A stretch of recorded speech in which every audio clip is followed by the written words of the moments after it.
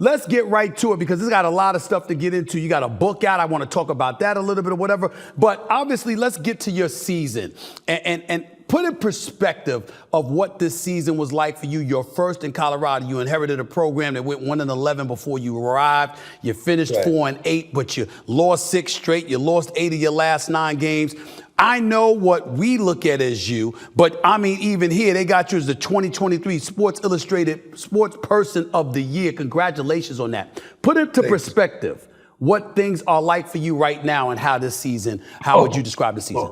Right now, first of all, it's popping. It's popping because we are recruiting our butts off. Last year was a year that we had to just fulfill needs and desires and fill a roster because the roster we inherited was atrocious. So we had to fill a roster, and then we filled the roster, and we got everybody excited when we were excited as well, and we instilled hope. But this year is the year of expectation. So not hope now. We got to translate that to expectation, and I expect new things. You got to understand, when we went to Jackson, our first spring, it was similar.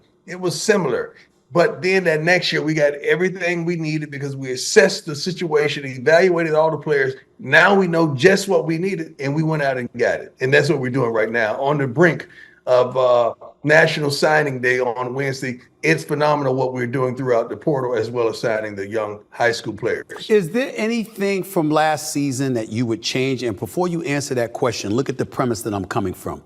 I remember how Georgia were the reigning 2-time defending back-to-back national champions. Nick Saban is considered universally as the greatest coach in college football history by a lot of people. But yet primetime in Colorado was getting more shine during spring football, and all the attention was being drawn to you.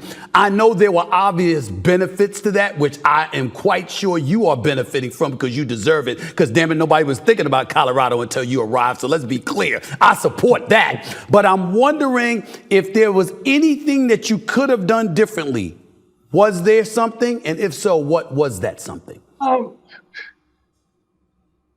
God, I'm trying to, I'm not lost for words. I'm trying to package this thing correctly so I won't get in trouble. Sure. The process of selection and the process of who you allow into your space, into that locker room, on that staff, in your environment, it could have been more carefully selected. It could have been. Now, I had to go back to, okay, if it's going to be on me, it's going to be on me. It's going to be on me. I'm making all these selections. I'm making sure I'm crossing my T's and dotting my I's. I'm making sure I'm hands on every darn thing from the uniforms to what transpires on the field. So I could have been a little more hands on. But without naming names, forget the names, because I know we don't want you to do that. But what I'm asking is, when you say that, you could have been more hands-on. You got to be careful about who you let into that personal space. Right. Could you crystallize for the viewers what kind of damage not doing those things caused you and your program for this first year, your rookie year at Colorado? Oh, my God, tremendous, because I'm a personal guy. Stephen, you're a personal guy. We deal in relationships. We're very relational.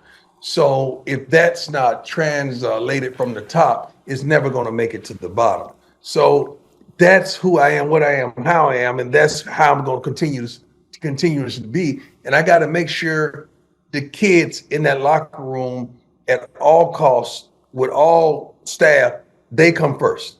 And we can relate, we could talk, we could understand one another, we could communicate, and we could fulfill their needs intently, not just financially, but just aesthetically, man. Like, these kids, they need someone to talk to. They need someone to exhaust themselves to, and we got to make sure we have the right people in place so that they could be unapologetically who they are.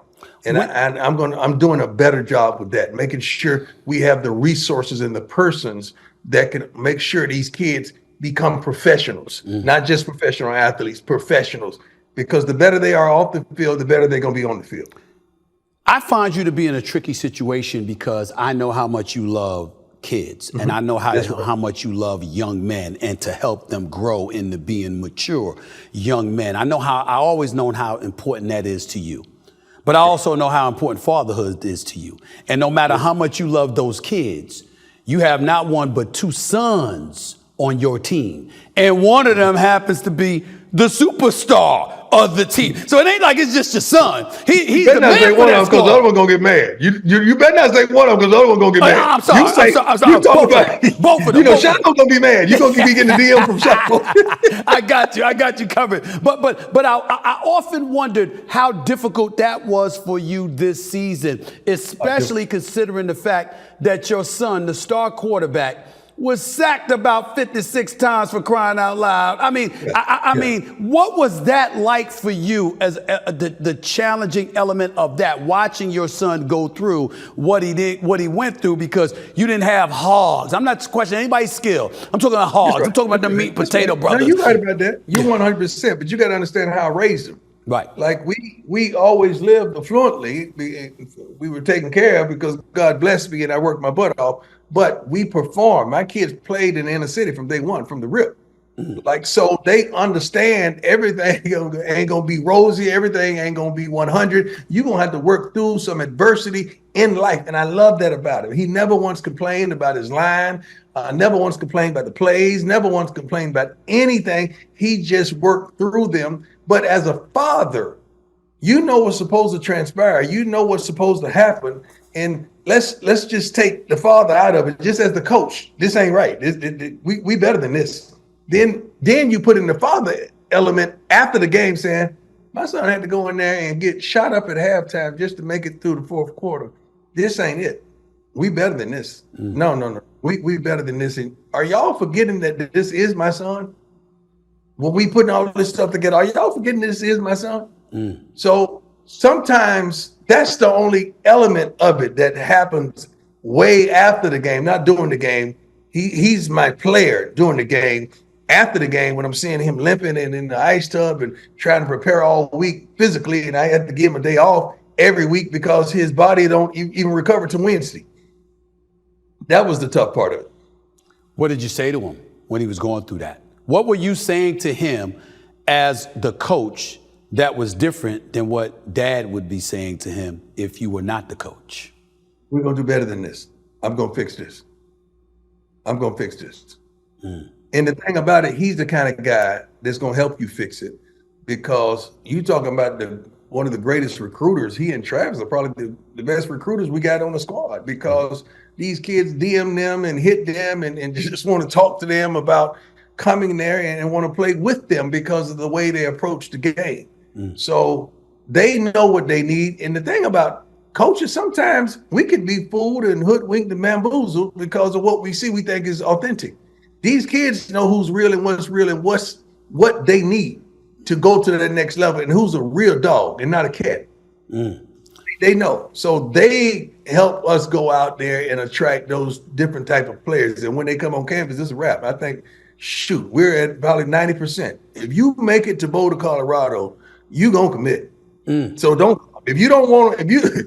come, because if you come, you gonna commit. I promise you that.